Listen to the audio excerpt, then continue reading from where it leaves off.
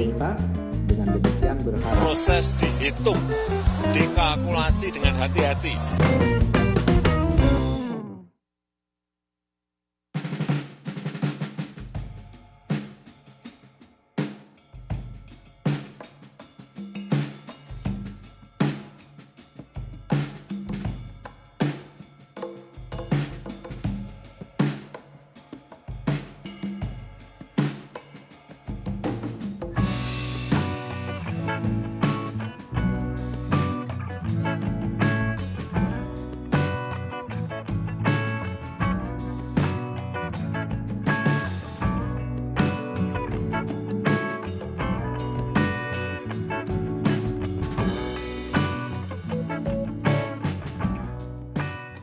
Oke, para sahabat Ori Channel, selamat bertemu lagi dengan tayangan kita kali ini.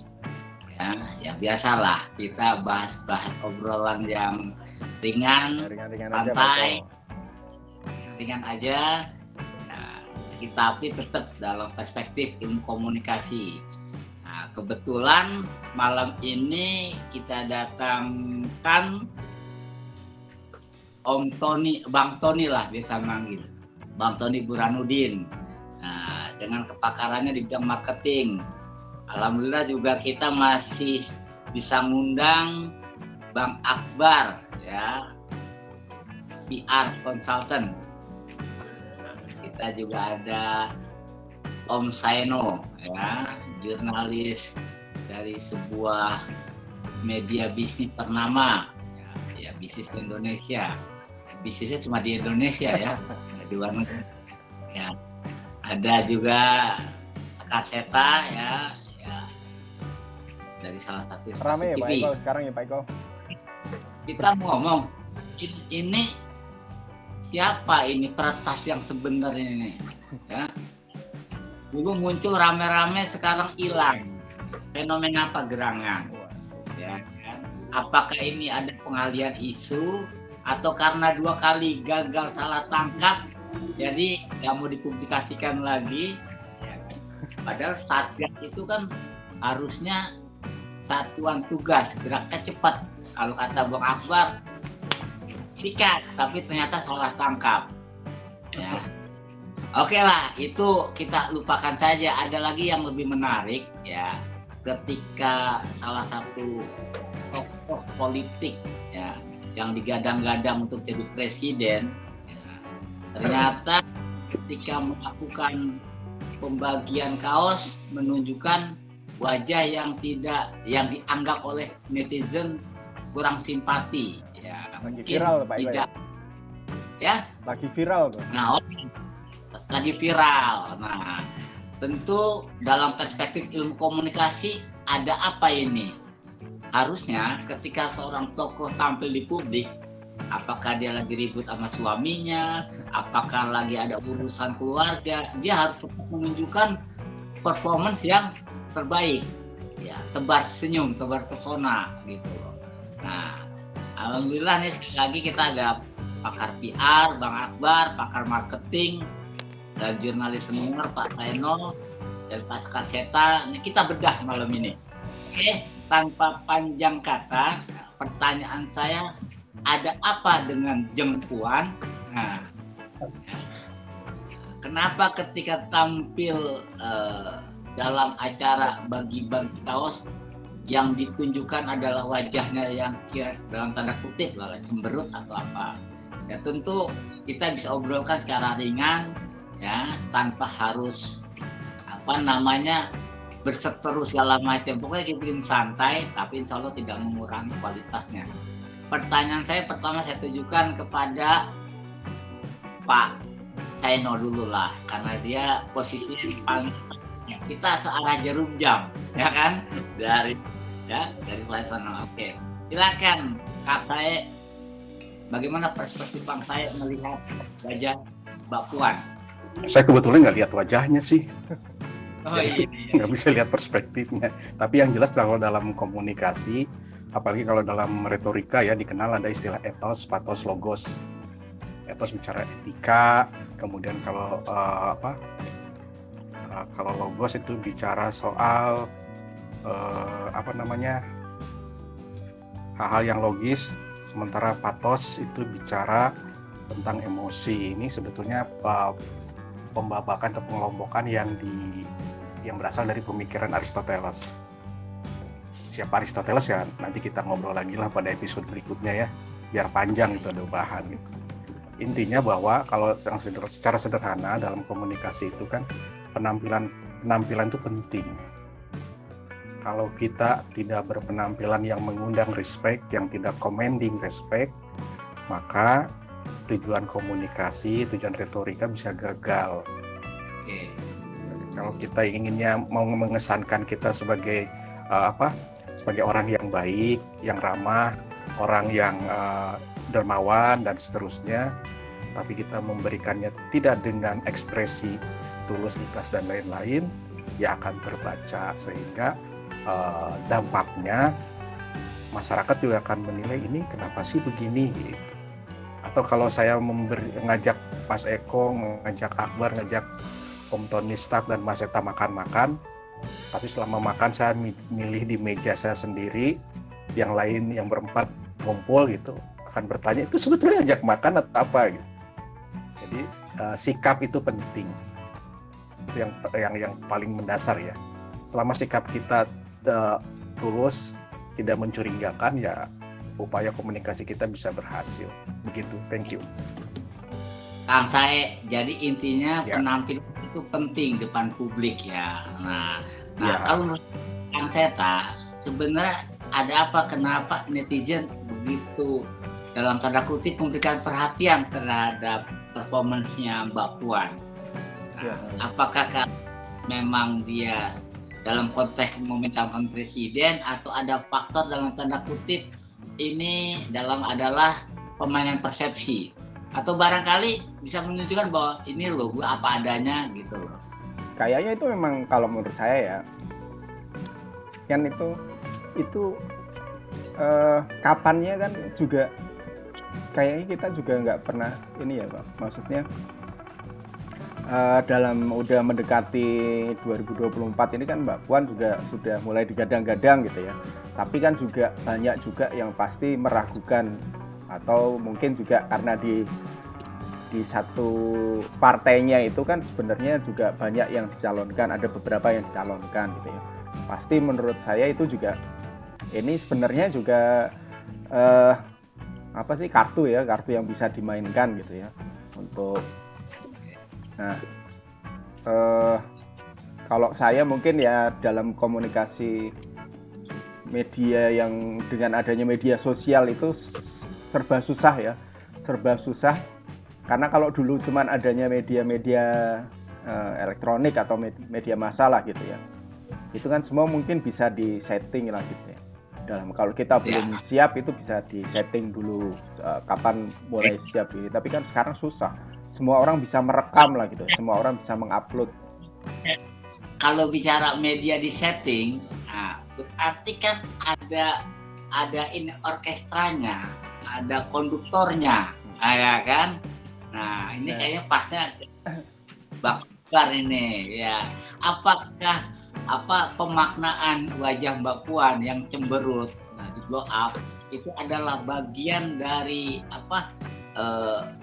sebuah permainan skenario? Karena saya baca juga itu salah satu argumen dari orang dalam PD atau katanya itu Mbak Puan itu terkaget-kaget karena ada ring satunya, padahal ring satu itu bertugas mengawal atau intinya menjaga lah, harusnya tidak dilakukan oleh itu dan terkaget-kaget. Sementara publik itu cerdas, ya kan? Publik itu berbeda dengan mungkin 20 tahun yang lalu yang media sosial itu. Nah, soal rekayasa tadi, apakah itu bagian dari skenario lah katakanlah? Gimana, Bung Akbar melihatnya nih? Ya, baik.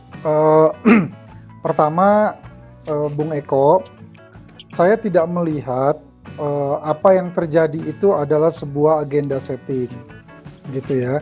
Ada pihak yang sengaja menempatkan Puan sebagai tokoh antagonis.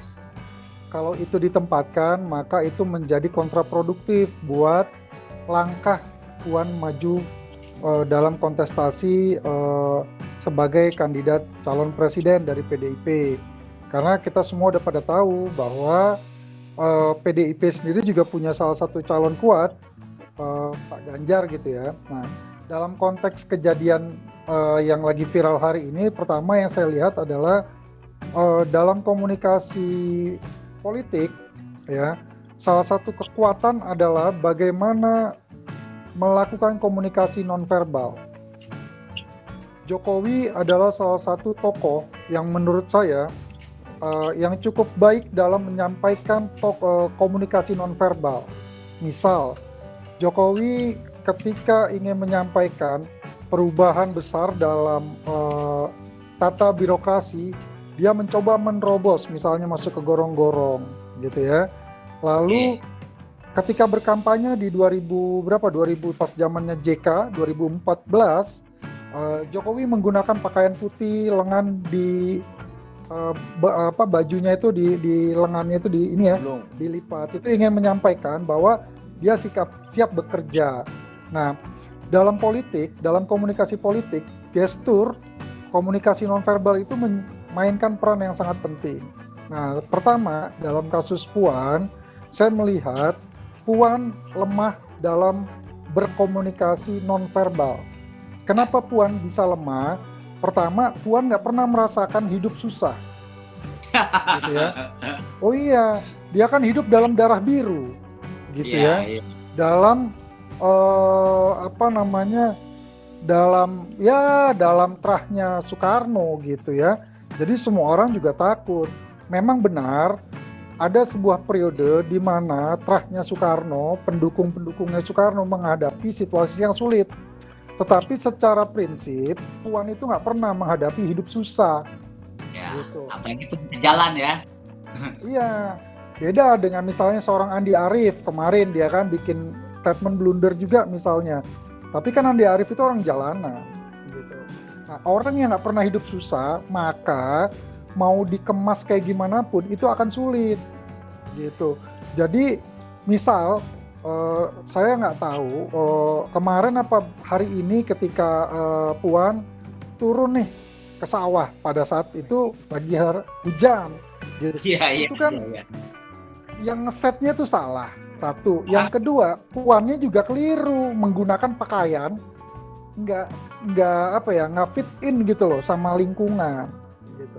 Nah, dengan dia nggak pernah hidup susah, lalu dia komunikasi nonverbalnya buruk, ditambah ya dia nggak punya empati yang kuat terhadap apa? Kepada konstituennya, begitu. Jadi kalau saya sih melihat kalau ada pihak yang ingin menempatkan Puan seperti itu keliru besar. Justru kondisi-kondisi atau kelemahan-kelemahan inilah yang kemudian nanti akan terus digoreng sama lawan-lawan politiknya Puan, seperti itu. Oke, Bang Bar, saya sepakat bahwa dalam berkomunikasi yang namanya bahasa nonverbal itu lebih kuat dan lebih bisa dibaca publik daripada bahasa verbal. Kenapa? Karena itu yang gampang dicerna. Nah, tentu ini ada kaitannya dengan branding, ya kan? Apalagi Puan itu mencoba di branding sedemikian rupa dari awal dengan membuat baliho, dengan membuat dewan kolonel segala macam. Nah, tentu ini masih satu menarik. Ini dari ahli marketing kita nih, Bang Tony Burhanuddin, ya, kita kasih kesempatan. Silakan Bang, keluarin ilmunya Bang. Makasih Pak Eko. Aduh, dari senior semua nih. Mungkin saya senior umur tapi si ilmunya senior nih. Gini ya, kalau misal tadi saya menarik sih menyambung Bang Akbar ya tentang ya intinya dalam berkomunikasi ya secara kita kan Puan itu kalau saya tangkap dia ingin membangun personal branding ya. Dan dia saya lihat ada tendensi dia ingin semestinya ingin flashback ke belakang. Dulu kan PDIP dari Megawati waktu di repress sama rejimnya Orde Baru. Dia kan istilahnya partai kaum sendal jepit ya. Partai kaum lemah lah gitu, merakyat ya. Saya lihat ada tendensi Puan ingin diposisikan ke situ ya. Memang memang pekerjaan rumahnya jadi susah gitu ya. Kalau melihat tadi paparan Bang Akbar, dia nggak pernah hidup susah, nggak pernah hidup orang jalanan tadi sempat juga ya. Tidak seperti rakyat kebanyakan ya. Tapi memang Jangan-jangan nggak pernah pakai sendal jepit juga. memang kalau dalam marketing ya, Bang Akbar, emang sah-sah aja sih orang membangun personal branding. Personal branding memang yang bagus. Karena personal branding itu kan yang bagus itu kalau dia berangkat dari sesuatu yang otentik ya. Misal gini, Bang Akbar ingin membangun sebagai persona dirinya di mata publik sebagai seorang intelek ya. Itu kan bisa ditrace ya. Misalnya Bang Akbar sering mengungkap urusan kampus ini ya, sudah menulis buku ini dan bicaranya tertata, teratur dengan forum juga yang kaum intelek ya, kalangan kampus. Itu brandingnya otentik. Itu bisa gampang diterima publik. Walaupun itu juga perlu konsistensi, tapi sah juga orang membangun personal branding tidak berangkat dari yang otentik gitu. Dan otentik dalam arti mereka tidak datang dari latar belakang itu.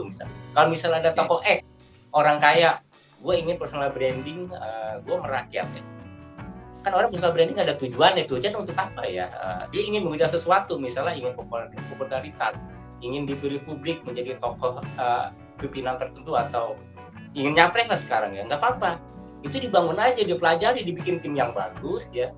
Asal ada prosesnya kelihatan gitu. Misalnya kalau dia mulai hari ini ingin memposisikan diri sebagai tokoh yang merakyat, ya udah dibikin aja paketnya. Misalnya harus tampil begini, misalnya kalau suasana seperti ini, audiens seperti ini, bicara seperti ini, tampilan seperti ini, komunikasi verbal seperti ini, non verbal seperti ini. Cuma memang ada bahayanya di sini gitu kan. Publik akan selalu membanding-bandingkan. Itu kan ngomong doang, pencitraan. Menurut saya pencitraan nggak apa-apa. Memang personal branding itu juga pencitraan. Jadi selama ini ada yang salah, menurut saya ada yang keliru juga di publik. Itu pencitraan. Kita hidup pencitraan semuanya. Cuman orang pencitraan ada yang sadar, ada yang tidak sadar. Orang-orang seperti saya sebagai masyarakat umum itu melakukan pencitraan secara tidak sadar sebenarnya ya. Kalau kita mau kita nanya ke sebentar dulu ya. Saya nanya ke istri, saya pakai baju ini pantas nggak? Itu kan terbersit. Kalau saya ingin dilihat seperti ini loh kalau saya pakai baju ini ya. Tapi memang ada yang terstruktur, konsisten. Nah itu dilakukan sama tokoh publik. Nah menurut saya ini memang ujian sih buat Mbak Puan, tapi masih ada waktu sih menurut saya untuk Mbak Puan ya, kalau memang dia serius ya ingin nyapres, masih adalah 2 tahun. Personal brandingnya dikuatin, dibikin seotentik mungkin, walaupun Puan itu tadinya bukan orang dari kalangan sendal jepit, masih bisa dipoles lah. Itu kerjanya mungkin tim Bang Akbar juga itu ahlinya juga nanti itu. Terima kasih. Begitu Pak Eko. Tenang ya, makasih. Jadi intinya memang personal branding itu harus melihat otentik gitu loh. Tapi kalau saya melihatnya begini, saya berpandang sedikit bahwa Puan harusnya itu sudah mulai terbiasa bermedsos ketika dia menjadi politisi. Tapi kelihatannya timnya Puan itu tidak mengarahkan Puan untuk bermedsos. Maka soal bermedsos dia kalah canggih dengan Ridwan Kamil, dengan Ganjar Pranowo, bukan. Intinya apa? Momentumnya dia sayang tidak dilewatkan. Kalau kan salah konsultan, ya Bung Akbar ya. Kalau tadi Bang Akbar ya mencontoh Jokowi, saya jadi ingat Jokowi itu kalau diwawancarai itu selalu memilih background yang kira-kira mendukung narasinya dia. Merakyat banget itu. Ya, bahkan dia kan tidak mau diwawancarai ketika membelakangi matahari. Dia istilahnya harus kelihatan bahwa kameramen atau fotografer memberikan hasil yang optimal. Ya itu bagian dari Bang Akbar lah itu nanti memolesnya. Tapi satu hal lagi yang mau saya tanya ke Pak saya, seberapa penting sih personal branding dalam dunia medsos ketika semua melakukan hal? Poinnya itu kan sebetulnya persepsi yang dihadapi oleh Puan dan para politisi di Indonesia kan persepsi publik yang sudah kuat. Puan itu dipersepsikan selama ini dalam bacaan saya tidak sebagai orang yang ideal menjadi presiden misalnya. Kenapa muncul persepsi itu? Dari pernyataan-pernyataan, dari sindiran-sindiran, dari percakapan-percakapan bahkan di warung kopi yang informal gitu mempertanyakan kredibilitas. Artinya untuk membangun persepsi itu kan juga harus membangun kredibilitas. Ini yang selama ini sebetulnya telat dijalankan oleh timnya Puan gitu. Dari sejak Puan menjadi menteri di Menteri Negara urusan apa tuh? Budaya. Iya. Menteri Negara itu ya, dia membawahi kebudayaan dan lain-lain. Memang agak kurang gitu. Public speech-nya itu nggak dilatih, nggak sering muncul. Padahal momennya banyak. Dan Puan baru dimajukan itu kan belakangan. Isu-isu penting Puan bicara. Bisa bicara dalam kapasitasnya sebagai ketua DPR, bisa juga bicara dalam kapasitas sebagai ketua PDIP. Dan juga belakangan sering digendong, diajak dalam kegiatan-kegiatan, misalnya kegiatan presiden gitu. Puan hadir, terlepas bahwa itu direncanakan atau tidak, semestinya sejak lama sebelum dia direncanakan maju sebagai salah satu kandidat tuh udah dimunculkan. Nah karena telat, akhirnya personal brandingnya juga nggak muncul gitu, kredibilitas juga nggak terbina gitu. Dan kalau tadi kita kalau kita balik lagi ke soal etos patos logos, ya masyarakat tidak melihat bahwa Puan itu punya logik yang kuat untuk menjadi calon pemimpin. Ya karena tidak dibuat perencanaannya. Terus dari sisi patosnya misalnya, masyarakat tidak melihat secara emosional bahwa Puan bisa masuk dalam kelompok masyarakat bawah, misalnya begitu. Karena ya tadi salah setting gitu. Tadi contohnya misalnya hujan-hujan turun ke sawah. Nggak ono, hujan-hujan turun ke sawah malah kena petir, kan gitu. Apalagi bajunya bukan baju petani, tiba-tiba ambil caping aja. Nah itu hal-hal yang tidak matching itu, ya hal yang tidak matching itu kemudian memunculkan sikap atau pandangan dari patos emosional publik. Oh kok gini ya gitu. Apalagi kalau kemudian kita membandingkan apa yang dilakukan Puan di parlemen misalnya. Aktivitas dia mematikan mikrofon misalnya yang terakhir ketika ada anggota DPR menolak soal kenaikan BBM kalau tidak salah. Itu dari sisi logis, dari sisi logik itu nggak logik. Dari sisi kepantasan nggak pantas gitu. Mestinya kan harus berlatih cara yang lain gitu, meskipun kebetulan kemarin saya lihat Puan beralasan waktunya udah habis untuk ngomong gitu. Tapi kurang smooth lah. Sementara kan masyarakat kita ini kan sebetulnya masyarakat kita super kritis, bahkan cenderung ceriwis ya. Salah sedikit aja kan digoreng. Dan di kita itu kan selalu yang digoreng itu kan kesalahan. Kenapa yang digoreng kesalahan? Karena seperti kerupuk dia kering. Begitu kira-kira. Jadi saya ingat ada kemarin waktu mahasiswa demo.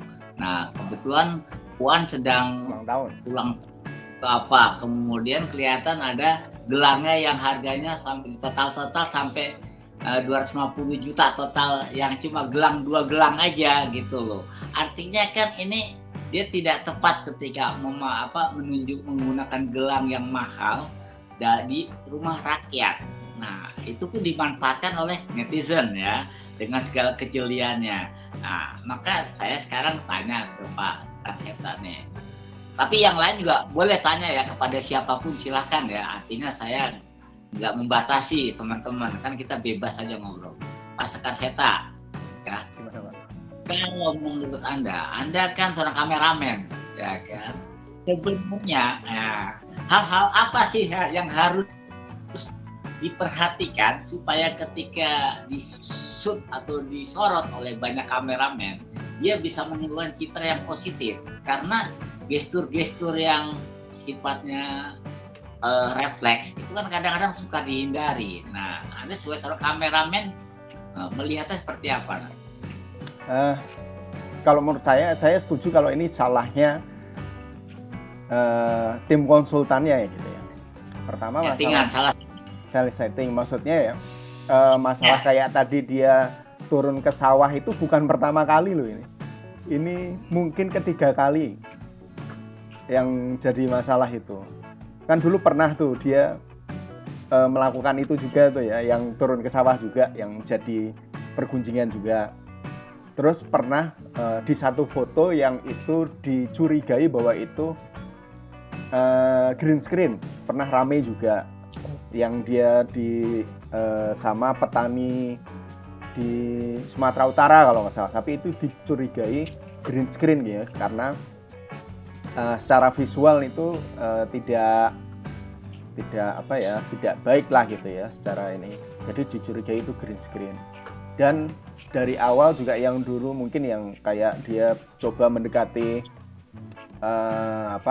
kalangan muda gitu ya dengan baliho-baliho sayap kebangsaannya itu kan malah jadi bulian ya, malah menurut saya nggak pas juga gitu ya.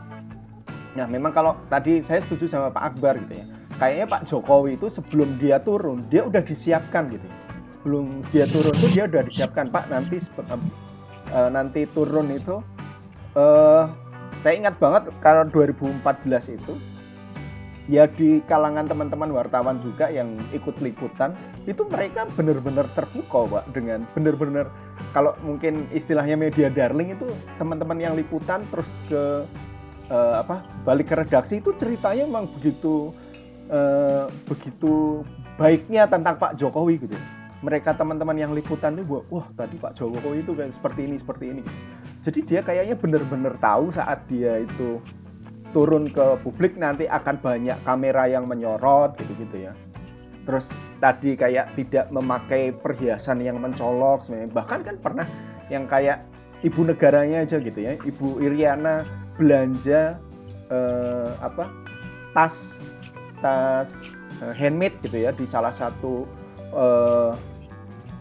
penjual handmade tas gitu ya, yang harganya tidak mahal lah gitu ya, walaupun akhirnya beberapa kali kan juga terlihat Ibu Riana pakai tas mahal juga gitu.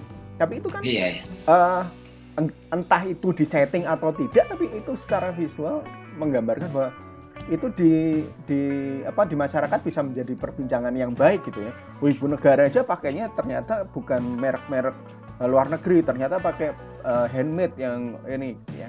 Itu menarik gitu. Padahal sebenarnya kalau dengar ceritanya tentang Pak Soekarno ya, Pak Soekarno itu orang yang sangat sangat peduli dengan, dia tahu bahwa saat dia di dalam frame itu menentukan ininya dia gitu ya, menentukan citra dia di masyarakat. Seperti kayak waktu dia katanya yang dia ditangkap di Jogja itu, dia minta untuk bisa berpakaian dulu yang baik gitu ya. Jadi dia pakai jas, semua menteri-menterinya pakai jas sebelum ditangkap. Jadi kalau narasikan bahwa pemimpin Indonesia sudah ditangkap itu di dalam frame, orang juga tidak akan percaya gitu. Kalau ditangkap kenapa pakai baju yang baik gitu kan, pakai baju yang ini. Terus waktu dia ketemu sama Jenderal Sudirman itu juga ceritanya katanya yang dia pelukan sama Jenderal Sudirman itu katanya itu juga jepretan kedua katanya, pernah dibahas itu ya. Katanya itu bukan jepretan pertama katanya, itu jepretan kedua katanya. Itu kan sebenarnya Jenderal Sudirman katanya marah gitu ya, karena Soekarno nggak mau turun dalam padahal dia sudah janji mau memimpin revolusi, tapi dia nggak mau turun waktu itu. Waktu Jenderal Sudirman menemui dia, Jenderal Sudirman itu nggak mau masuk ke dalam Istana Negara, tapi dia nunggu di depan gitu ya. Makanya terus Soekarno datang, terus dia meluk kan gitu. Terus difoto, katanya itu jepretan kedua, karena dia sempat nanya katanya bagus nggak. Terus akhirnya itu jepretan kedua katanya yang akhirnya tayang. Berarti kan itu dia tahu bahwa dalam frame itu akan mempengaruhi persepsi gitu ya, mempengaruhi persepsi bahwa pemimpin kita sudah bersatu gitu ya. Mungkin persepsi masyarakat kan seperti itu. Nah harusnya Mbak Puan juga harusnya ya sebagai Belajar. belajar dari hal-hal yang seperti itu kan. Jadi memang kalau di pandangan saya, Mbak Puan itu sudah diuntungkan dari segi citra secara biologis, dia keturunan Soekarno. Ya, kemudian posisi sebagai ketua DPR, ya kan. Sebenarnya dia harus bisa memanfaatkan itu. Tetapi persoalannya kenapa blunder-blunder itu terus terjadi. Nah, bagaimana Bung Akbar melihatnya dari sisi PR? Nah, harusnya seperti apa, ya? Karena gini, ketika seorang ingin menjadi RI 1, ya, sebelum sampai ke sana kan ada proses, Pak. Prosesnya adalah menanamkan persepsi yang positif. Ya, kan kalau kata Bung Akbar, apa sih yang nggak bisa dipoles? Nah, semuanya itu bisa dipoles. Yang penting tahu cara molesnya bagaimana, bukan begitu? Nah, Sama ini berapa argonya ya? berapa argo itu yang menentukan. Nah, oke, silakan Bung Akbar kuliti dari perspektif PR. Ya, jadi begini Pak Eko dan teman-teman yang lain, saya pernah punya pengalaman 2 kali membantu personal branding seorang tokoh untuk maju dalam sebuah kontestasi politik. Yang pertama di tahun pemilihan gubernur Jabar, saya nggak pernah sebut, saya nggak usah sebut namanya. Jangan Itu kasihan. enak. Nah, itu enak sekali kita ngemasnya ya. Gitu, itu Iya. satu. Yang kedua di tahun 2000 ini, jadi waktu itu tokoh ini masuk lewat Demokrat itu membuka kontestasi kayak di Amerika sana tuh apa namanya presiden Konvensi. ya. Konvensi presiden gitu. Nah, saya salah satunya yang saya ikut membantu salah satu dari 9 peserta konvensi itu. Nah, dari 2 pengalaman tersebut yang saya tangkap pertama adalah ketika dia mempercayakan kepada seorang konsultan atau kepada sebuah tim konsultan, maka dia harus menyerahkan sepenuhnya. Jangan balelo, jangan perspektif dia sendiri saja. Kenapa? Konsultan itu dibayar mahal karena dia tahu apa yang ingin dia capai. Dalam konteks Puan, ada 2 yang mau saya sampaikan. Pertama, Puan itu secara, ini jangan-jangan ya asumsi saya, jangan-jangan tim komunikasinya Puan itu sudah banyak melakukan rencana tapi itu mentah semua oleh Puan.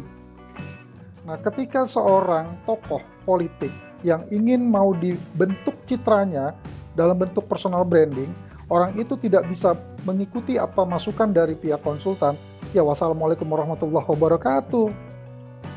Kenapa saya bilang begitu?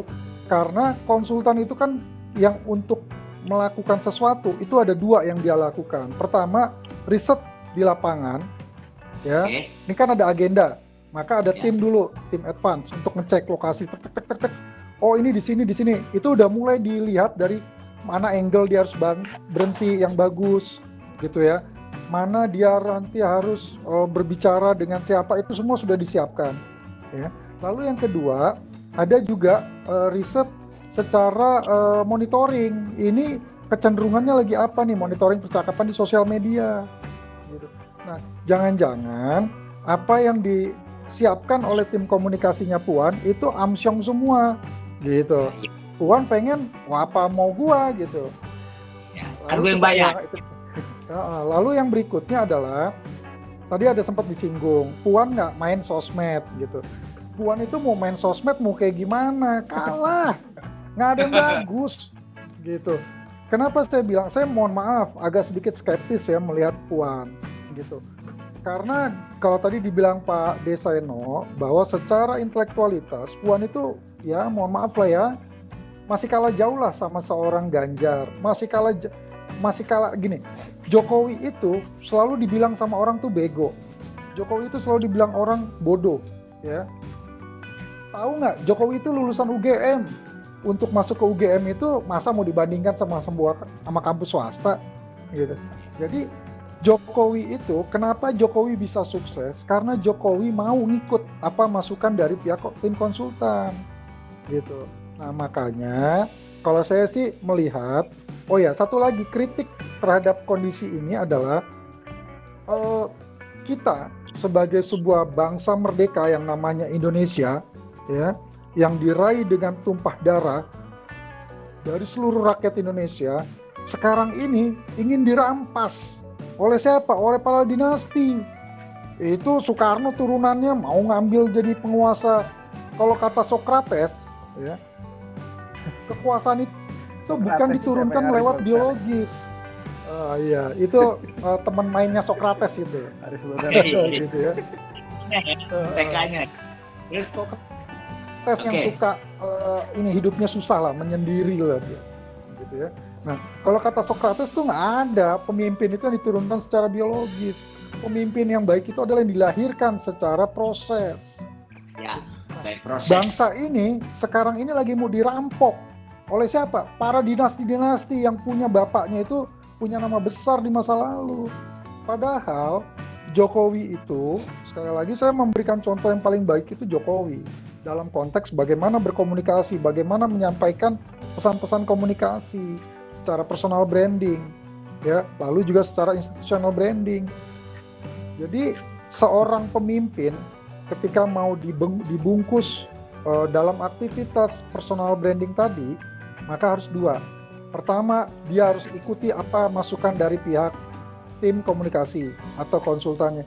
Yang kedua, lu jangan baper, lu jangan suka ngambekan, lu jangan suka marah, lu jangan bebal. Oke, tadi kita sudah melihat perspektifnya Bang Akbar dari sisi kepiaran. Nah, ini Bung Tony, ini kan data yang saya ketahui, ya mungkin bisa diralat. Itu pemilu 2024 mayoritas itu akan didominasi oleh anak muda, ya. Nah, sementara anak muda ini lekat dengan media sosial, ya. Apalagi ada pemilih pemula, mereka itu generasi Z lah katakan Pak.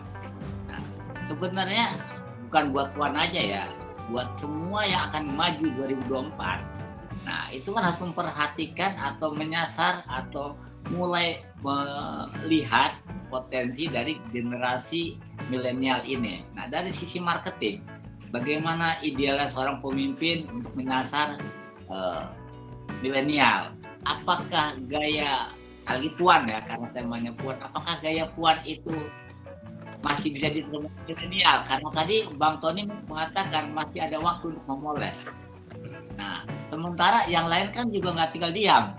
Bukan begitu, yang lain juga berusaha memoles brandingnya dia. Artinya kalau sudah kalah start, ya memang bisa, tapi kalau yang lain istirahat atau mengurangi kecepatan atau ngisi bensin atau di pit stopnya terlalu lama, nah ini kan semua bergerak serba cepat.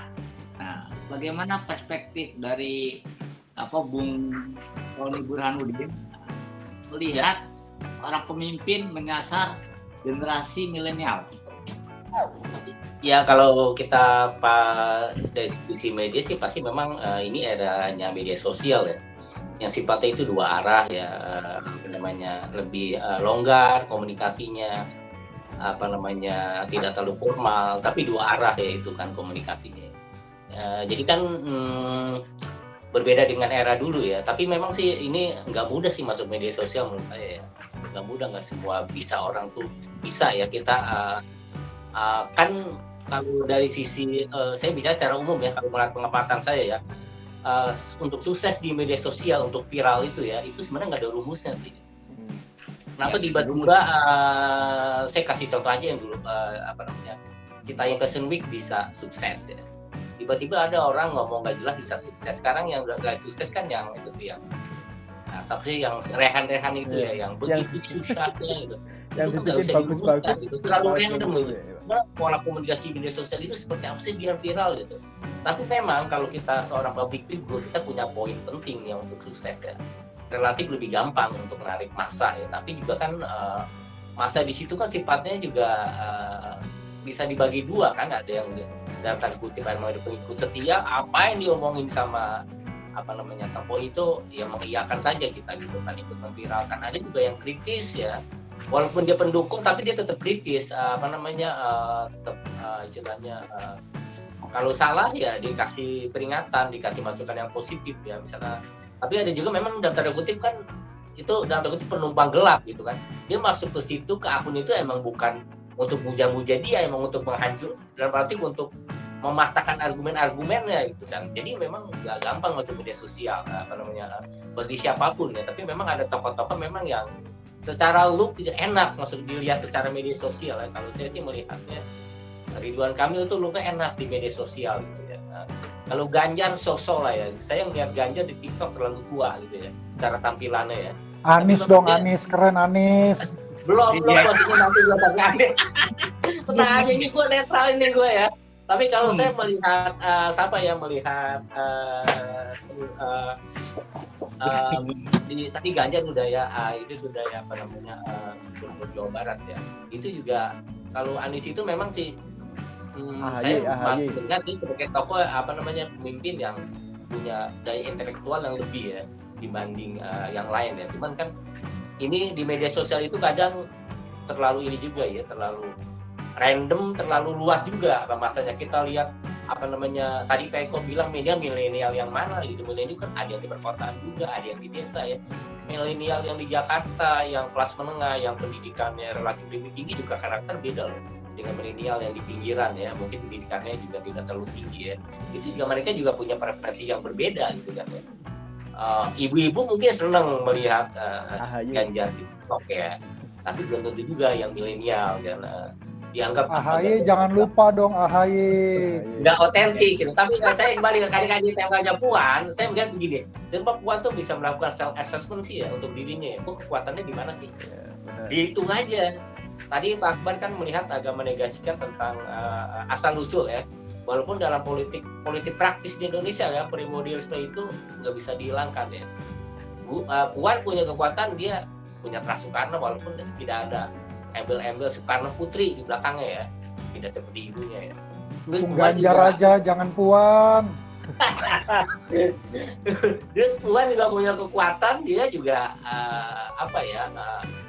ya orang elit partai. Tadi Pak Eko bilang dia ketua DPR, cuma memang dia ini belum dikapitalisasi sama dia gitu. Atau juga jangan-jangan Mbak Puan ini memang tadi disinggung tidak secara intelektual kurang gitu, kemampuan komunikasi, public speaking-nya kurang gitu. Memang ini ya ayo Pak, itu yang Mbak Puan kalau ingin bersaing itu digodok, Bu, saya kekuatan di mana, saya mendelivernya bagaimana ke publik gitu kan ya.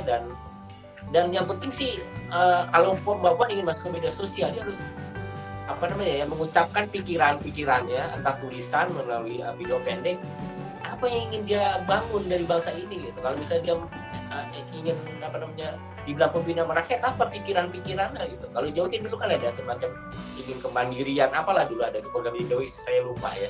Dia harus ditangkap sama orang bawah gitu, di segmennya yang masyarakat bawah gitu.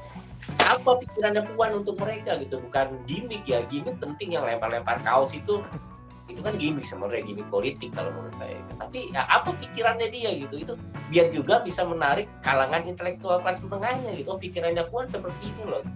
Jadi kita Mbak Puan ini saya dorong kayak gini nih biar ada serunya juga. Nah satu lagi poin Mbak Puan, inilah satu-satunya kalau jadi di capres, di calon wapres, di calon presiden kan, di satu-satunya perempuan itu poin. Pernah saya dengar ada begitu, tahu terakhir dari saya ada pengamat politik dan pada kutip dia mengendorse Puan karena ini satu-satunya perempuan. Nah cuman ini harus didorong, Mbak Puan ini cuman jangan mengandalkan Pras Soekarno, hanya mengandalkan gimmick-gimmick, itu udah nggak laku, di milenial pun nggak laku seperti itu menurut saya. Dan satu hal Pak Eko, saya mau menyanggah apa yang disampaikan oleh Pak Tony dan Pak Deseno.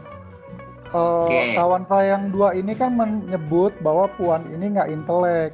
Keliru besar. Saya tidak menyebut nggak intelek, persepsi dari kita bicara patos etos logos. Saya cuma mau bilang. Sebentar, saya kasih sebentar. Oke, Pak saya silakan. Iya, persepsi publik itu yang harus dilawan, siapapun gitu, karena kan kalau kita menawarkan sesuatu kan itu ada harapan, ada keinginan. Kalau harapan dan keinginannya tidak terpenuhi, maka persepsi akan lebih kuat.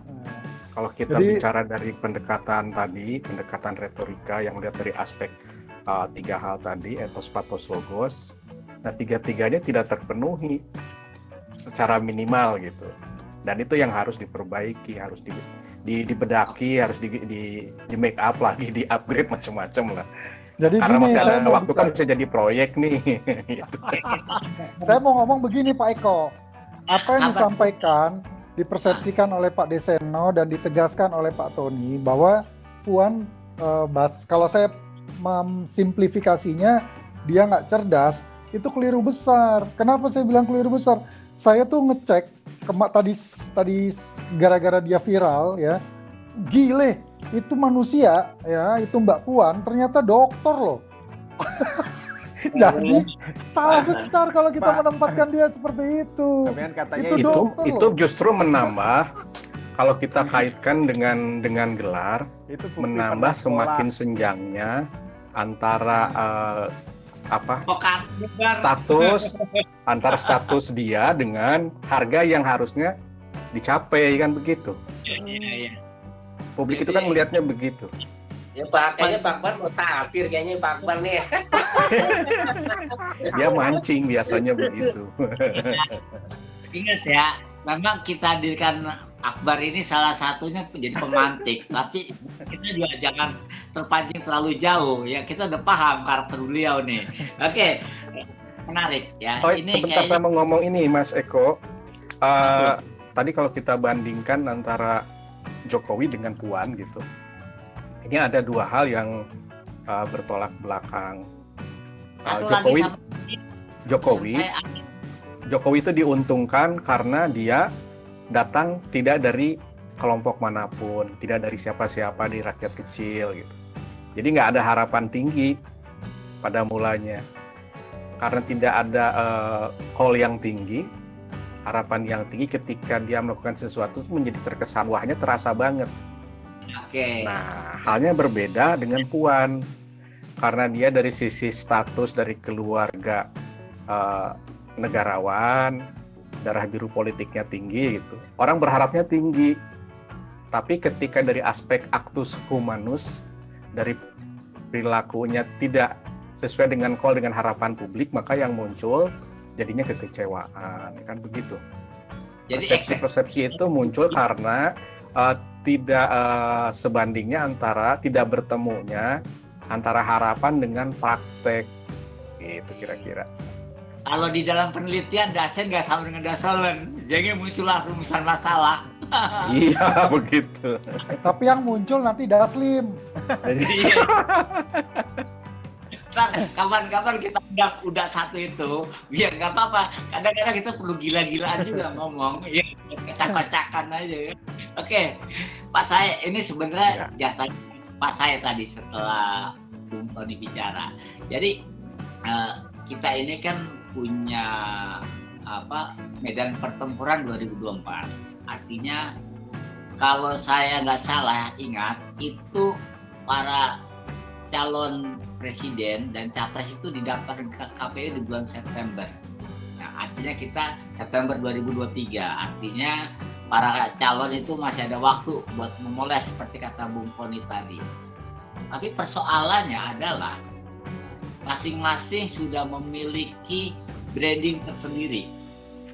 Nah, apakah branding tersebut harus berubah ketika dinyatakan tidak sesuai dengan kondisi kekinian, misalkan seperti itu? Kenapa? Karena tadi banyak masukan. Sebagai contoh, kita nggak bicara Puan lagi, melebar sedikit ke AHY gitu loh. AHY dari sisi militer, ya pangkat terakhir mayor ya kalau nggak salah ya. Desertir, jangan disebut tentara. Nah, kemudian ketika dia merasa kemarin di Munas kemarin membanggakan orang tuanya, tapi malah blunder, artinya kan ekspektasi dia akan mendapat sambutan positif. Nah, ternyata negatif oleh netizen ya, mungkin di kalangan internal mereka positif. Nah, ini kan menurut perspektif saya harus ada yang diubah. Nah, apakah memungkinkan atau memang perlu untuk mengubah personal branding itu atau ya demi untuk mencapai tujuan 2024? Nah, silakan Pak saya.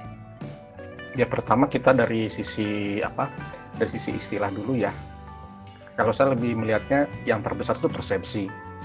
Oke. Persepsi itu bisa pertama muncul karena diciptakan ada mekanisme untuk membangun personal branding. Oke. Yang pertama. Tapi juga persepsi bisa terjadi karena stigma, karena penilaian buruk atau stereotip. Seperti tadi misalnya tantangan buat Puan adalah melawan banyak stigma, sementara ekspektasi yang diharapkan publik tidak muncul. Selain itu juga upaya membangun atau membranding Puannya tidak terasa oleh publik. Itu yang menjadi tantangan besar. Terus kalau misalnya AHY dari sisi bahwa dia anak muda, gagah, ganteng itu menang gitu. Tapi kemudian dari sisi apakah dia tokoh sukses? Kan tidak. Ya belum terbukti. Ya bukan belum terbukti, sudah terbukti tidak sukses. Iya kan? Iya benar. Terbukti tidak sukses kan mestinya kalau waktu itu Bapak itu cukup sabar, diselesaikan dulu sampai jenderal. Ya. Jangan buru-buru berhenti karena kan saingannya banyak. Jenderal aja bersaing banyak apalagi level di bawah jenderal. Meskipun kita juga tidak tahu sebetulnya di belakangnya kenapa buru-buru diberhentikan dari militer. Tapi itu kan aset sebetulnya. Aset modal besar untuk kontestasi di masa depan. Gitu. Terus kalau kita lihat yang lain misalnya, kita lihat dari aspek siapa sih nanti yang akan mencalonkan. Yang mencalonkan seseorang menjadi capres atau cawapres itu bukan dirinya, tetapi partai. Kan begitu. Jadi yang kemudian harus kita lihat adalah seberapa besar kemungkinan seorang kandidat bisa dipilih oleh partai. Kalau dari aspek ini, kalau kita lihat dari membandingkan antara Ganjar dengan Puan misalnya, peluangnya sekarang lebih besar Puan yang akan dipilih. Tinggal kemudian kan nanti kerja mesin politiknya bagaimana. Nah itu menjadi peluang proyeknya untuk Bung Tony Stark dan Akbar nih. Gimana nih mengolah masih ada waktu, kira-kira kan begitu ya. Itu dari sisi kalau mesin politiknya ingin tetap memajukan atau mendorong Puan menjadi calon presiden. Kalau kemudian di PDIP berubah, akhirnya tiba-tiba realistis, tidak emosional gitu memilih Ganjar, itu tentu lebih mudah. Meskipun tantangannya adalah setelah partai menentukan siapa yang dipilih adalah siapa yang akan menjadi pemilih mayoritas di masa 2014. Kalau dilihat bahwa pemilih mayoritasnya anak muda, ya Ganjar bisa jadi kalah karena nggak anak muda banget kan gitu. Sama juga Puan juga kalah. Kalau dilihat dari kemungkinan pemilih muda yang dipilih ya pasti yang lebih muda lagi lah. Dengan begitu kandidat yang ada semua itu ya memang peluangnya kecil dipilih anak muda. Tapi artinya melakukan perubahan personal branding perlu nggak? Tadi saya bilang kalau kita bicara soal personal branding kan tantangan. Kalau tantangannya adalah stereotipnya banyak, bagaimana menghapus stereotip sehingga personal branding yang tadinya kurang menjadi lebih bagus, menjadi lebih baik. Personal branding yang sudah bagus bertambah bagus. Itu harus dilakukan. Karena siapapun akan memilih barang itu barang yang bagus. Barang bagus itu bisa dua macam. Barang yang memang bagus secara otentik atau barang yang bagus karena dipelitur, kan begitu. Ya, barang kemasan ya, packagingnya. Packaging itu penting karena packaging juga komunikasi. Ya, begitu Mas Eko. Ya, cakep banget. Oke, Mas Seta, ya ini kita masih ada waktu dikitnya ya. Saya ingin lihat perspektif Anda. Ya. Ketika ya kita ini ada beberapa lah, katakanlah misalkan ada 3 atau 4 orang yang maju. Nah, dalam perspektif Anda, ini apa yang mesti dibenahi ketika karena ada kameramen dan video editor ya, ketika semua itu harus dicitrakan. Maksud saya gini, apakah apa yang dilakukan Jokowi itu sudah terbaik atau masih harus poles lagi misalkan dalam hal pencitraan? Karena saya sepakat dengan Pak Tony, semua politisi melakukan pencitraan. Persoalannya adalah jeli atau tidak jeli. Yang kedua, siapa konsultannya? Kemudian yang ketiga, ada nggak nilai sesuatu yang bisa dijual atau komodifikasinya yang katakanlah bisa di up gitu loh, karena semua pasti arah ke sana. Jadi silakan. Oke, saya melihatnya gini Pak Eko. Saya tadi setuju lah sama Pak Akbar dan Pak Tony bahwa karena pendapat Pak Akbar tadi yang masalah. Setuju nggak apa-apa. Ya maksudnya yang. Iya. Gitu. Sebenarnya saya ngelihat Mbak Puan ini, kebetulan dulu saya pernah beberapa kali terlibat dalam pemenangan, terlibat langsung lah gitu ya, secara dalam urusan media audiovisual gitu ya. Dua orang calon bupati dan beberapa anggota DPRD dan DPR RI lah gitu. Saya terlibat langsung. Tapi waktu itu memang masalahnya belum ada media sosial gitu. Jadi medianya kita harus create sendiri, bisa lewat media yang konvensional atau kita create sendiri.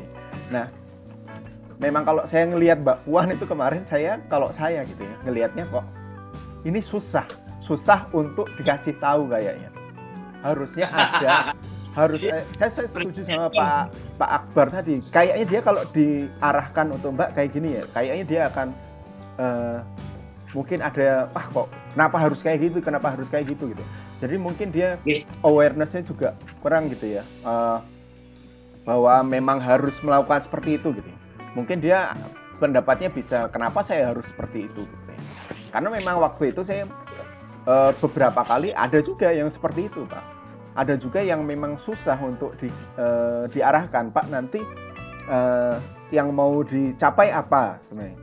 Ini segini, oke, sasarannya siapa sini, oke, kita nanti melakukan ini ya. Itu ada yang mau, ada yang enggak, ada yang sama sekali saya nggak mau seperti itu gitu. Terus maunya seperti apa ya, dia minta sendiri, saya mau kayak gini. Sudah dikasih ini ya, Pak nanti kalau seperti ini nanti bisa jadi kayak gini Pak. Terus ada yang malu-malu, tidak terbiasa dengan media, apalagi media sosial gitu ya, bahwa Pak nanti seperti ini, wah nanti gimana Mas kalau kayak gini, nanti gimana kalau seperti ini. Jadi memang diarahkan mereka yang malu-malu itu ada juga. Ada yang sama sekali merasa lebih pintar juga ada. Sama sekali banyak. Itu ada. Banyak. Ada yang kayak tadi Pak Akbar bilang gitu ya. Ini dokter, saya pernah ketemu yang dokternya luar negeri Pak. Iya. Ini dia kalau dikasih Mbak nanti kayak gini, ya nggak mau dia. Dia punya ini sendiri gitu ya, bahwa nggak kayak gitu. Terus ya udah kita kan akhirnya ya mau nggak mau kayak. Terus bahwa ada juga yang mau manut lah gitu ya, mau yang paling enak itu sebenarnya yang dia memahami tanpa kita harus kasih Pak nanti seperti ini ya. Tapi semua yang dilakukan mungkin yang dibilang Pak Tony tadi otentik gitu. Walaupun otentiknya pencitraannya itu mungkin dia pencitraan gitu, tapi terlihat otentik dan dia melakukan itu dengan sadar gitu. Nggak usah kita arahkan, itu enak banget Pak. Jadi kita tinggal ngambil gambar yang terus nanti tinggal dipilih, oh ini bisa kira-kira bisa membuat persepsi seperti ini. Itu yang paling enak gitu. Terus juga yang tadi dibahas masalah kalau dia udah punya nama ini lebih enak, ya memang benar gitu. Kita mau ngambil dia kayak apa aja itu pasti akan kayak persepsinya juga enak gitu ya. Terus ada juga yang memang kayak tadi yang saya bilang bahwa ada juga yang bahwa dia hanya membawa nama suaminya sebenarnya. Suaminya lebih dikenal, di sini lebih dikenal. Karena dia banyak sekolah di Amerika, jadi di sini nggak dikenal gitu kan. Terus suaminya artis, kebetulan suaminya artis. Lah malah enak suaminya diarahkan daripada si calonnya itu. Kalau menurut saya ya itu kesulitannya mungkin itu ya, nggak semuanya itu bisa. Nah kalau menurut saya kayak Mbak Puan itu harusnya mungkin ada orang yang di atasnya dia yang memberi advice ke dia bahwa kamu harus ngikut apa yang akan disetting di situ, atau kayaknya kalau nggak ada yang bisa, nggak tahu Mbak Puan tuh bisa manut sama siapa kira-kira gitu ya. Yang mungkin yang lebih senior yang bisa bahwa gini loh, bahwa ini berhasil, ini yang memang kamu harus seperti itu gitu ya. Kalau apa lagi Pak, yang saya mungkin nggak setuju dengan Pak Sai yang masalah Pak Ganjar. Kalau menurut saya Pak Ganjar itu yang paling dapat di segmen milenial kalau saya ya. Karena kalau alasannya di media sosial. Orang Jawa Tengah dia, Solo wajar. Ya, maksudnya di ada jatah ngomong sampai kalau saya mencermati dari beberapa media sosial ya, yang salah satu yang kencang di media sosial ya itu Pak Ganjar sama Pak Ridwan Kamil semuanya gitu. Tapi Pak Ganjar itu menurut saya lebih otentik gitu. Dia lebih apa ya? Pak Sai ini persepsi loh. Ini persepsi loh. Itu persepsi seperti Iya, semuanya persepsi, tenang aja. Kalau kita lihat ya kayak waktu dia dulu apa namanya di media sosialnya dia itu waktu awal-awal pandemi dia itu mendatangi semua asrama-asrama mahasiswa yang ada di daerahnya dia. Dibantu semua, Pak. Daerah-daerah, makanya dia kan waktu dia di Papua dia dapat sambutan yang luar biasa juga dari mahasiswa-mahasiswa di sana, pemuda-pemuda di sana. Bahkan kalau nggak salah dia diundang langsung sama GMNI kalau nggak salah itu di forumnya itu dia. settingan itu Mas Eta. Iya waktu itu, tapi ya maksudnya memasukkan itu dalam kontennya dia gitu. Nah itu kan bisa menarik yang selevel dengan itu Pak. Termasuk ya. Oke. Termasuk dia kemarin joget-joget sama Pramuka sebenarnya. Dia waktu itu sampai yang ketemu anak kecil, wah saya tahu ini siapa katanya, yang Tugimin katanya kan.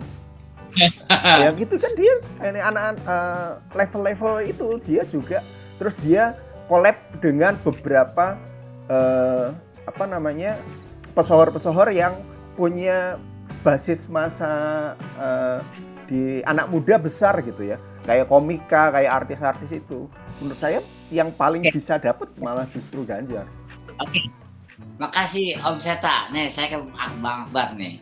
Nih, tadi silakan ya di forum ini kita bebas ya, bebas berbeda pendapat, bebas berpersepsi yang lain, tetapi obrolan tetap yang ringan santai. Nah, kan Bang Akbar ini selain seorang praktisi PR, konsultan PR, juga seorang jurnalis. Mungkin ada pengalaman yang bisa dibagikan ketika Bang Akbar memoles branding atau katakanlah pencitraan dari salah seorang tokoh ya untuk bisa menjadi yang lebih baik gitu. Karena saya juga pernah dapat informasi kawan saya itu pernah melatih gestur atau cara berbicara seorang tokoh partai politik besar di negeri ini. Mungkin bisa diceritakan. Aduh. Sudah tua itu. Itu nggak dilatih. Minum. Kode alam. Kita mau sebut merek nggak nih? Kita sebut nggak nih? Minum titik-titik gitu ya. Cara batuknya belum dilatih itu, Pak. Ya, jadi gini Pak Eko, saya sudah menangkap apa yang mau Pak Eko tanyakan. Silakan. Jadi saya nih agak sok-sokan dikit. Kan ini kan kita kan forum lucu-lucuan ya. Jadi agak sedikit sombong itu menjadi sebuah bentuk keakuan yang harus ditunjukkan gitu ya. Beberapa waktu lalu saya sudah sempat dihubungi sama salah satu timnya Ganjar untuk membantu. Lalu yang kedua, dosen saya juga yang di Bogor masuk dalam forum guru besar yang diminta juga untuk membantu Ganjar. Nah, saya ini kan seorang yang pragmatis gitu ya. Ada yang bayar. Begitulah kurang lebihnya. Ada uang abang disayang, tidak ada uang abang dibuang gitu ya. Gitu. Jadi pertama, timnya Ganjar ini memang sangat banyak. Beda sekali dengan timnya Puan gitu. Timnya Ganjar sendiri sebagian juga adalah tim yang dulu relawannya Jokowi. Oke. Gitu ya. Sementara yang soliditas yang masuk ke Puan itu tidak sebanyak relawan-relawan Jokowi yang kemudian lompat kaki, pasang-pasang badan ke timnya Ganjar gitu. Nah, tapi apa yang mau saya sampaikan di sini adalah satu hal. Saya tidak bicara dalam konteks politik karena memang personal branding buat tokoh politik itu sangat berat. Kenapa? Karena tokoh politik itu gengsinya, egonya, dableknya gitu tinggi dibandingkan corporate gitu. Jadi ada satu hal yang sama. Ketika kita mau menjadi seorang konsultan, maka kita harus punya keyakinan dalam bentuk lisan, keyakinan dalam bentuk berpikir strategis bahwa kita itu layak untuk dipakai sama mereka. Artinya apa? Karena kita mencap diri sebagai konsultan, maka kita juga seakan-akan harus lebih pintar daripada dia, gitu. Ketika kita tidak bisa menempatkan posisi sejajar minimal atau di atasnya lebih baik, maka akan sangat sulit bagi seorang konsultan mengkreat atau membuat strategi komunikasi buat pihak yang akan dia bantu, gitu, proses komunikasinya. Di sini harus jelas bahwa ketika seorang atau pihak tim komunikasi ingin membantu personal brandingnya, maka orang itu harus punya nama besar, harus punya legacy, gitu ya. Legacy misalnya ya dia seorang penulis buku kah, dia punya pengalaman jam terbang kah, gitu ya. Dan ya harus bisa tegas kepada orang-orang tersebut. Lebih baik kita tinggalkan ketimbang kita menjadi mengikut atau mengekor dari apa yang diucapkan sama pihak yang mau kita bantu gitu. Kalau seorang konsultan posisinya sudah inferior, maka nggak akan bisa menang. Nah, Jokowi dalam hal ini saya melihat dia mampu mendengar, lalu juga tim komunikasinya juga hebat dalam menciptakan peluang-peluang itu gitu. Jadi kalau saya sih melihatnya begini, kontestasi 2024 itu masih 2 tahun lagi, artinya segala kemungkinan masih sangat terbuka. Bagi PDIP sendiri, ini kan yang mendorong Puan kan bukan PDIP sebenarnya kalau kita mau jujur, bukan sebagai sebuah organisasi PDIP, tapi oleh satu orang yang namanya Megawati. Kebetulan dia adalah apa ya namanya? Sekarang masih ketua umum atau apa ya? Nggak ngerti saya, gitu. Pembina kayaknya sih.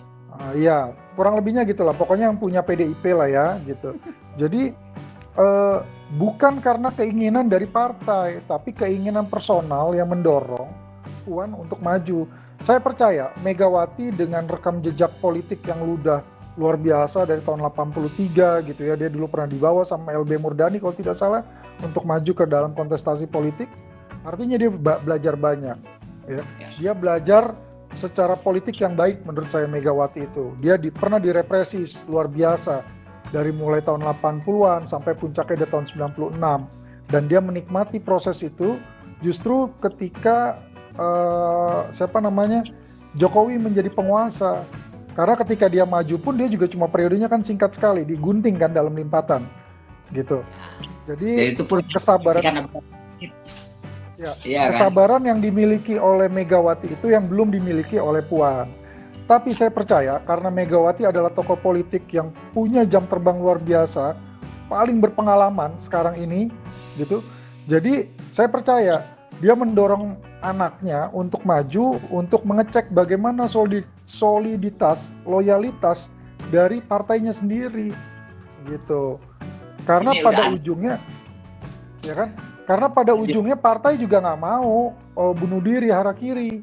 PDIP itu basis konstituennya adalah kelompok grassroots, kelompok C, kelompok setengah B lah, gitu.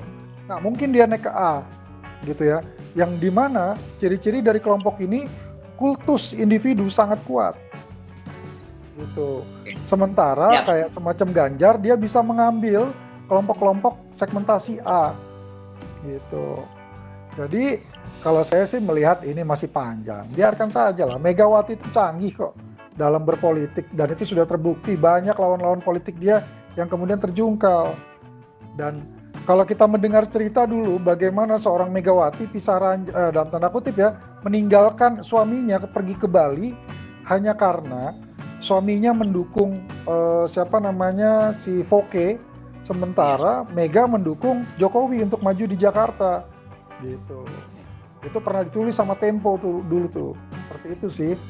Jadi 2024 masih panjang, 2022 dan 2023 ini adalah pematangan bagi para politisi, bagi para aktivis-aktivis partai untuk melihat dan mengkonsolidasikan suara mereka. Jadi kalau memang mau maju ya pakailah Akbar, Pak Eno, ya kan, Pak Eko, begitu loh.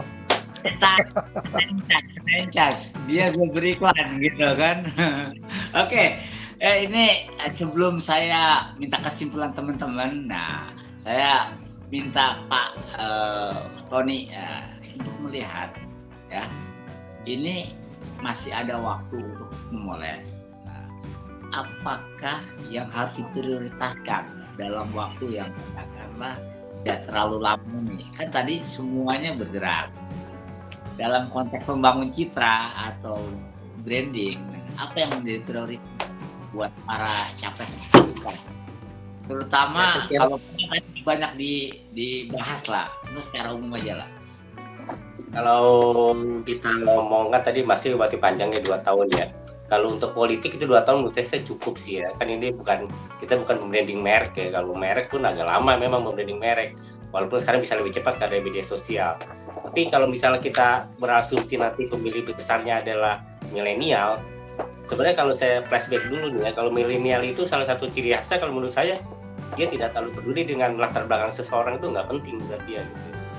Apa yang dia prestasi apa tadi pas saya ngomong tentang prestasi ya, prestasi apa yang dia punya dan dia punya pikiran-pikiran apa gitu buat anak muda ke depan gitu. Saya kira sih itu. Jadi kalau kita melihat konstelasi aja sekarang gitu kan, sebenarnya kalau saya mengambil contoh misal AHY, saya kok feeling saya milenial itu nggak peduli atau mereka lupa gitu. Kalau ditanya AHY itu backgroundnya apa, belum tentu mereka tahu loh. AHY itu backgroundnya tentara, belum tentu tahu gitu. Misalnya atau Megawati, kita tanya ke milenial, mereka peduli nggak bahwa misalnya Puan, mereka aware nggak kalau Puan itu misalnya dari garis keturunan Soekarno, mereka nggak peduli gitu kan. Apa sih yang Puan punya gitu buat anak muda ini gitu. Atau juga Pak Anies gitu ya, mungkin juga mereka kalau Pak Anies sih mungkin anak-anak muda itu punya referensi dia mimpin Jakarta ya, itu diuntungkan sekali ya, karena Jakarta itu sebagai sentrum ya pemberitaan ya, banyak pemberitaan tentang Anies ya, itu milenial itu banyak refer ke apa yang sudah dilakukan di Jakarta. Saya gitu, walaupun Anies itu mungkin segmen pemilihnya kerja kerasnya dia itu untuk memperlebar segmen pemilihnya di luar Jakarta ya, yang lebih grassroots seperti di belakang Akbar tadi ya. Itu yang menjadi wilayahnya PDIP ya di segmen C kata Bang. Bahkan Bang Akbar itu mungkin ya segmen bawah lah dibilang tadi Bang Akbar. Kalau misalnya satu lagi Pak Ganjar ya, Pak Ganjar memang ini ya kalau berdasarkan super speaker memang dia paling tinggi ya angkanya ya Pak Ganjar. Memang agak menarik juga sih karena memang kan ada ini ya, ada semacam narasi besar di publik ya bahwa apa yang sudah dilakukan Jokowi ini harus dilanjutkan gitu kan. Jokowi dengan pencapaian yang positif, walaupun ada kekurangan harus dilanjutkan. Dan pelanjutnya itu kan kalau menurut saya tangkap ada di 2 kutub. Jadi ada 2 kaki nih. Main di KIB yang di situ ada Golkar, ada P3 atau satu lagi saya lupa. Di sini ada Ganjar. Jadi sebenarnya publik itu mempersepsikan kalau dia milih Ganjar itu apa yang sudah dilakukan Jokowi itu akan berlanjut karena kan berasal dari partai yang bersama. Dengan gaya pemerintah menurut saya gaya-gayanya, stylenya Jokowi dengan Pak Ganjar itu agak-agak mirip sih.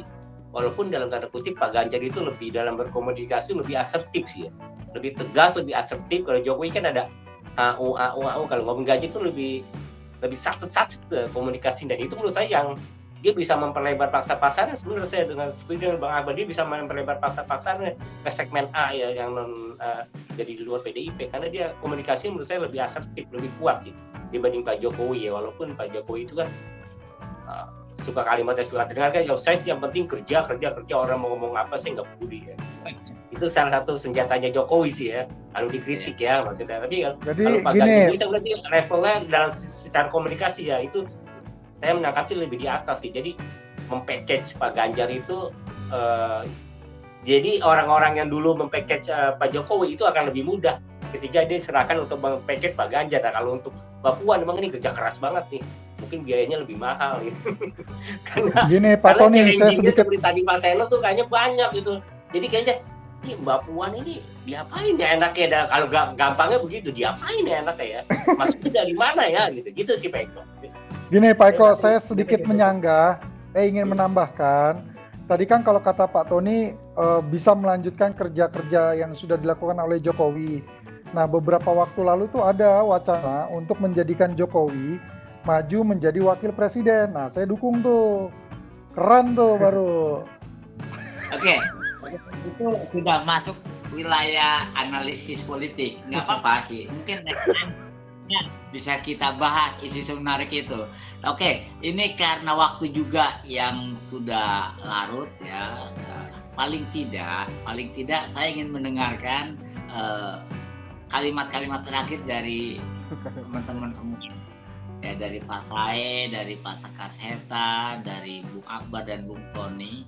Paling tidak poin-poin apa yang bisa sampaikan agar para kandidat presiden kita atau capres-capres ini itu bisa memiliki antara gestur yang dia sampaikan itu bisa memenuhi ekspektasi publik.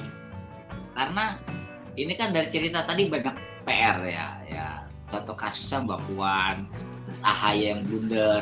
Tapi itu semua kan masih ada waktu buat dipoles kalau saya percaya proses itu tidak mengingkari hasil. Saya percaya itu.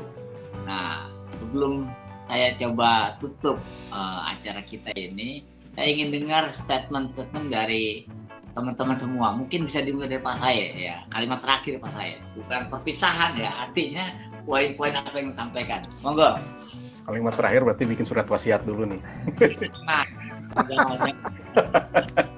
Ya, kata kuncinya tetap ekspektasi pasar.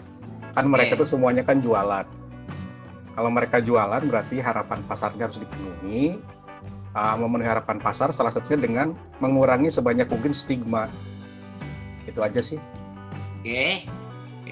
Tidak mengurangi sedikit sebanyak mungkin stigma yang ada dari si capres tersebut atau politik.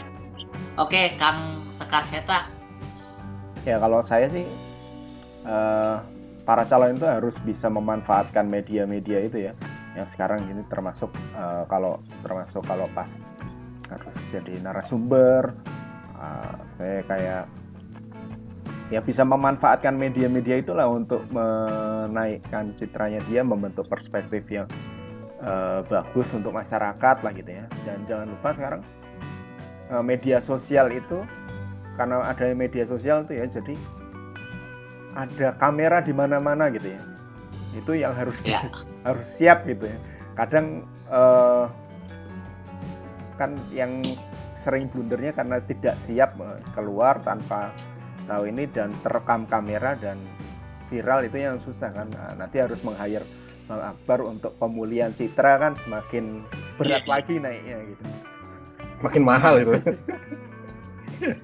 Oke, jadi intinya bagaimana si capres itu kandidat itu jeli memanfaatkan momentum ketika depan kamera.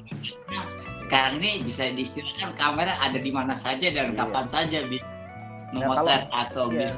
Nah, kalau di sosial medianya dia sendiri kan bisa jadi wah itu cuma settingan gitu ya. Tapi kalau untuk ini kan bisa ini. Oke. Nah, nih Bung Akbar ini. Jangan banyak-banyak Bung Akbar, waktunya Bung Akbar. Jadi kalau saya pertama bangun empati publik. Untuk bisa membangun empati publik, maka pahami komunikasi nonverbal, perkuat komunikasi nonverbal.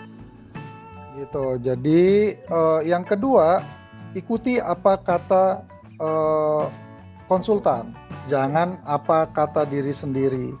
Seperti itu, Pak Eko. Oke. Kalau intinya ikutin deh, serahkan pada ahlinya. Ketika kita sudah ada seseorang satu tim, ya jangan kepalanya dilepas, ekornya dipegang. Bahasanya itu lebih kurang. Oke, itu saya menyimpulkan biar gak panjang-panjang. Oke, Om atau Bung Tony Burhanuddin, marketing kita nih, monggo silakan. Belum dia. Kalau dia saya itu pencitraan, personal branding itu dalam tanda kutip bukan barang haram ya, bukan ya. Kita melakukan itu semua gitu. Cuman yang susah itu mencari otentik dari diri kita itu yang susah kan. Dan itu PR ini menjadi tantangan berat buat public figure. Orang-orang kita mah bodo amat kan. Nah buat public figure itu gimana mencari sisi otentitas dari dia terus di package, dideliver ke publik dengan bantuan konsultan. Nah itu digodok lah. Silakan aja itu ahlinya tim konsultan branding, mungkin Bang Akbar itu dikomunikasikan aja itu. dikomunikasikan lah itu bukan barang haram sih itu. Dalam politik itu biasa, walaupun orang ngomong pencitraan personal branding, bukan barang haram. Menurut saya itu memang itu bagian dari kerja di masyarakat di bidang apapun. LSM melakukan itu ya, ibu-ibu arisan juga melakukan itu di tingkat RT. Itu sih Pak Eko. Ya, jadi saya malam ini tidak berani menyimpulkan, bukan tidak berani, karena begitu banyak perspektif yang ada, yang barangkali kalau saya simpulkan jadi lebih panjang lagi. Tapi saya cuma ingin pantun. Ya, pantun burung dara terbang ke pohon belimbing. Ya. Kalau ingin citra, ya jangan lupa perkuat personal branding. Kayak itu kurang ya. Cocok nggak cocok adalah Anda, karena ini adalah obrolan ringan, jadi jangan baperan. Terima kasih pada narasumber malam ini, Pak. Ya, assalamualaikum. Selamat malam. Assalamualaikum. Dan terima kasih sahabat yang menonton dan mendukung program kita ini, karena ngobrol santai tanpa harus baperan. Oke.